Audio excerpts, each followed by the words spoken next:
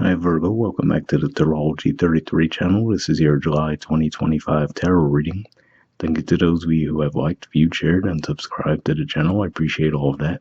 For those of you new to the channel, as far as what we have in front of us, it's a Celtic crossbred as always, and also pulled the 4 agreements and wisdom of the oracle card for you guys. But we're actually going to start the reading off by rolling those to astrology as we have in front of us to get an idea of where your focus should be as far as that goes.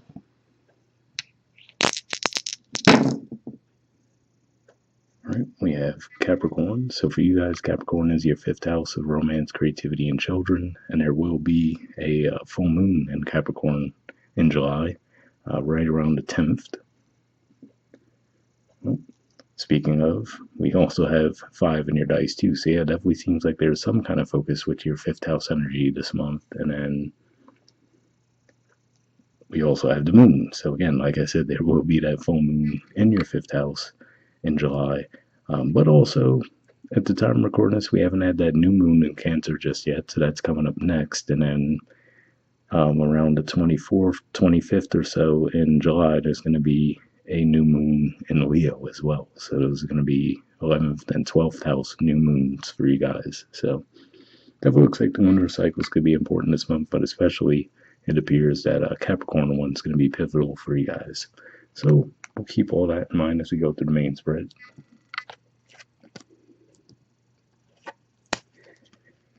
In the main situation position, we have the 9 of Swords, Gemini energy, and challenging that, we have the Page of Cups. So what I'm getting with this, I feel like this is saying that you might have received an offer recently, and there's part of you that's actually weighing the pros and cons of the offer, but I feel like ultimately the reason why you're having difficulty making a decision around it is because there's part of you that knows that it's not really a quality offer that you'd really want to take, you know?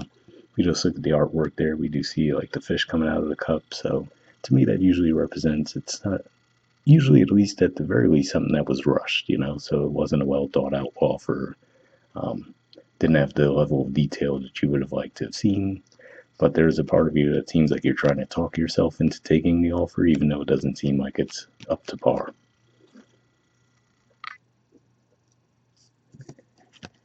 In the foundation position, we have the Strength card. So this is Leo energy here, which is your 12th house. And ultimately what I see with this is, I feel like this is saying that you are holding yourselves back in some ways. So maybe there is something about it that does have its appeal, right? But I feel like ultimately there's a part of you that knows subconsciously that, okay, let me not jump at this offer, right? Something seems a little off. So intuitively you could just be feeling like something's off with it, and that could be primarily what's holding you back.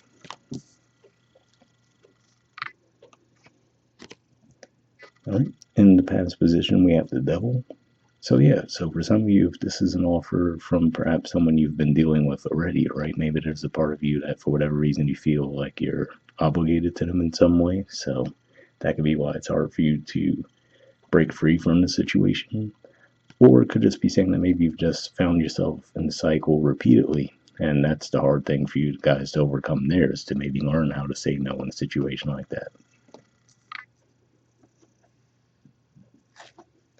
Right. In the present position, we had the Ace of Swords. So yeah, so to me this looks like there will be some clarity coming through for you guys. We did mention the lunar cycles, given that the moon came up, so maybe even as early as that Cancer new moon that we spoke about, you guys might start to see the situation a little bit more clearly.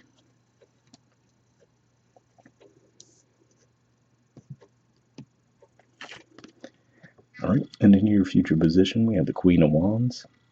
So this is Aries energy here. So yeah, I feel like there is this part of you that still, though, for whatever reason, wants to hold out for this offer to shape up, right? So maybe it's more of the offer itself might not be all that great, but maybe you have a little bit more faith in the person themselves. So you're like, okay, I want to give them a chance, right? You're like, okay, I know this isn't necessarily the best it could offer, but again, like I said, I feel like there's this part of you that's trying to talk yourself into taking the offer, and maybe, like I said, maybe you feel obligated to this person in some way, and maybe that's why.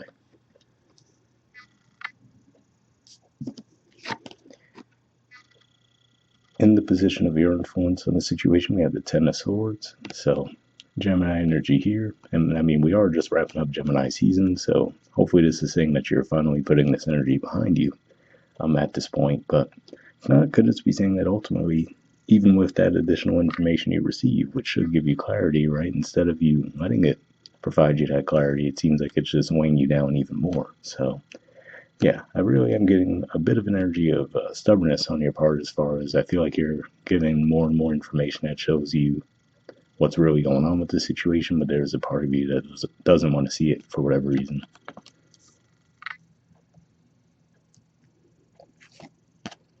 All right, in the environment position, we have the Five of Swords. So yeah, so I would say ultimately, if this is someone who is making an offer to you, to see this card here in particular says to me that, if you are just maybe holding out hope that they would do right by the situation, it doesn't seem like they're the type that would do that. Feels like they basically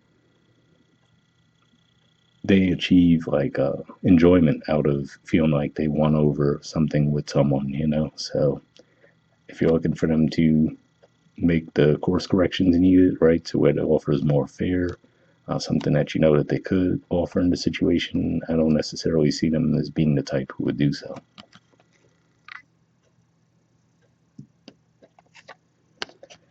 All right.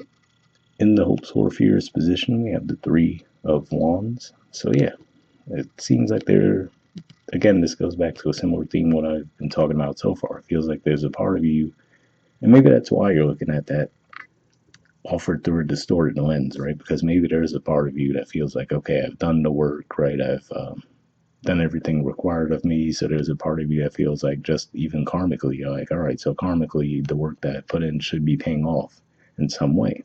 And then in some way, this offer might resemble that to an extent, but then deep down, part of you knows that it's not everything that you should be getting. So that could be part of why it's a little bit harder for you to let it go.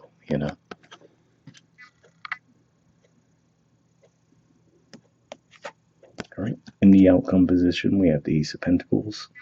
So, on the one hand, I feel like this is a bit more of a positive year as far as it's saying that, yeah, if you do hold off on accepting that initial offer there, something better might come along anyway. But then the one cautionary thing there is, I mean, well, just look at the artwork, right? That person is in no position to even see an offer like this come about. So, it's just one of those things where I feel like it's saying you're going to get that clarity, I feel like, pretty early on. And then for whatever reason, there's going to be some resistance around that. Like I said, maybe for some reason you just feel obligated to whoever this is. But ultimately, I feel like this is saying once you finally do let that go, it looks like a better offer would come your way. And then maybe for a small percentage of you, I'm a little doubtful of this just because of the Five of Swords energy we talked about in the environment. But maybe for a small percentage of you, that might ultimately force this person's hand to actually give you a more tangible, concrete offer that is more along the lines of what you deserve to begin with. But that seems a little less likely from this type of person. So for more of you, I feel like this would just be a new offer altogether.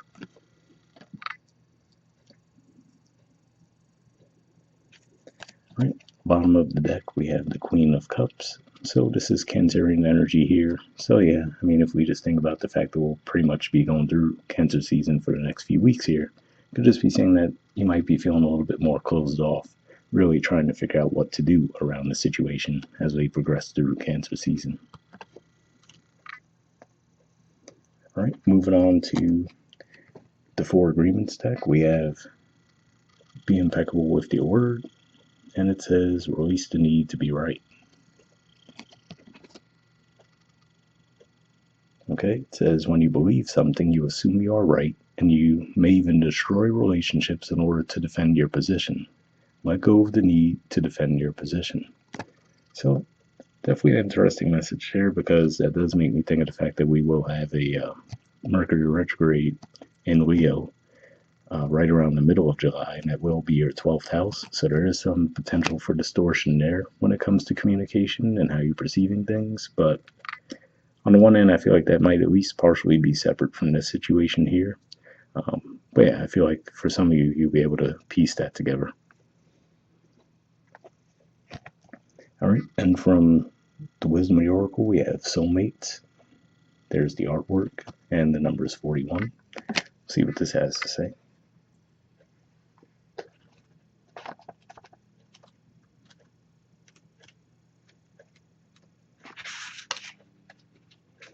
All right. Essential meanings says harmonious partnerships, love, friendship, companionship, a relationship fostering personal growth.